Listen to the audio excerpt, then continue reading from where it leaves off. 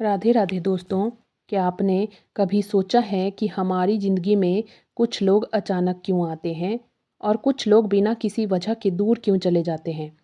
क्या यह सिर्फ संयोग है या इसके पीछे कोई गहरा नियम काम करता है?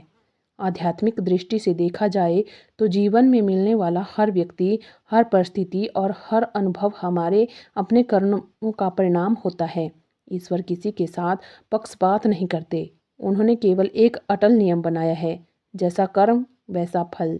यदि हम प्रेम, सम्मान, सहयोग और दया बांटते हैं तो समय आने पर यही भाव किसी न किसी रूप में हमारे जीवन में लौट कर आते हैं। यदि हम किसी को अपमान, छल, ईर्ष्या या पीड़ा देते हैं तो उसका परिणाम भी हमें स्वयं मिलता है, भले ही वह उसी व्यक्ति से ना मिले। कर्म का हिसाब बहुत सूक्ष्म होता है, वह कभी भूलता नहीं। कई लोग सोचते हैं कि केवल पूजा पाठ, तीर्थ या पवित्र नदी में स्नान करने से सारे पाप समाप्त हो जाएंगे। लेकिन कर्म का सिद्धांत कहता है कि केवल बाहरी कर्मकांड नहीं बल्कि सच्चा पश्चाताप, अपने व्यवहार में बदलाव और अच्छे कर्म ही जीवन को बदलते हैं। इसलिए सबसे बड़ा धर्म है अपने विचार, वाणी और व्यवहार को शुद्ध बनाना। अक्सर हम अपनी ऊर्जा उन लोगों और परिस्थितियों पर खर्च कर देते हैं जो हमारे जीवन में कोई सकारात्मक परिवर्तन नहीं लाते। बाद में जब समय निकल जाता है तो पछतावा होता है कि जिन लोगों ने वास्तव में हमारा साथ दिया, जिन माता पिता ने हमें बिना किसी स्वार्थ के प्रेम किया, उनके साथ हमने पर्याप्त समय नहीं बताया। जीवन का सबसे बड़ा दुख असफलता नहीं बल्कि पछतावा होता है।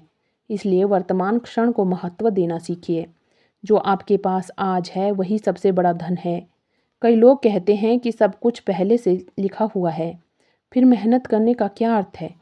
सच यह है कि भाग्य कोई जादुई किताब नहीं है जिसमें ईश्वर मनमर्जी से किसी को सुख और किसी को दुख लिख देते हैं। हमारा आज का हर कर्म ही कल का भाग्य बनाता है।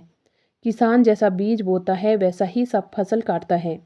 यदि हम बबूल बोकर आम की उम्मीद करें तो यह संभव नहीं। उसी प्रकार यदि हम दूसरों को कठोर व्यवहार करें और अपने लिए प्रेम, सम्मान और सुख की अपेक्षा करें तो यह प्रकृति के नियम के विरुद्ध है। संसार का नियम हमेशा पहले दो फिर पाओ का है। जो व्यक्ति सम्मान चाहता है उसे पहले सम्मान देना होगा। जो प्रेम चाहता है उसे पहले प्रेम बांटना होगा।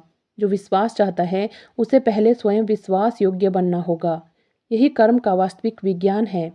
रिश्तों में भी यही नियम लागू होता है। यदि हम अपने परिवार में दूसरों की भावनाओं का सम्मान करेंगे तो वही सम्मान किसी न किसी रूप में हमारे पास लौटेगा। यदि हम केवल अपने लिए सुख चाहते हैं और दूसरों की खुशियों को अनदेखी करते हैं तो जीवन में संतुलन कभी नहीं बन पाएगा।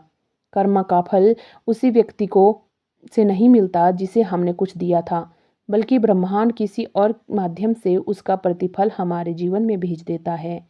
इसलिए अच्छे कर्म करते समय यह मत सोचिए कि सामने वाला उसका बदला देगा या नहीं।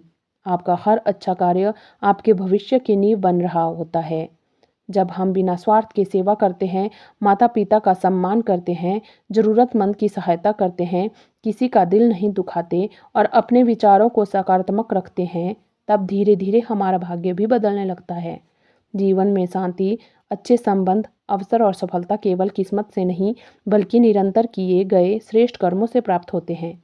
इसलिए आज से एक संकल्प कीजिए कि परिस्थितियां कैसी भी हो, आप अपने कर्म अच्छे रखेंगे, क्योंकि अंत में इंसान के साथ उसका धन, पद या प्रसिद्धि नहीं जाती, बल्कि उसके कर्म ही उसके भविष्य का निर्माण करते हैं।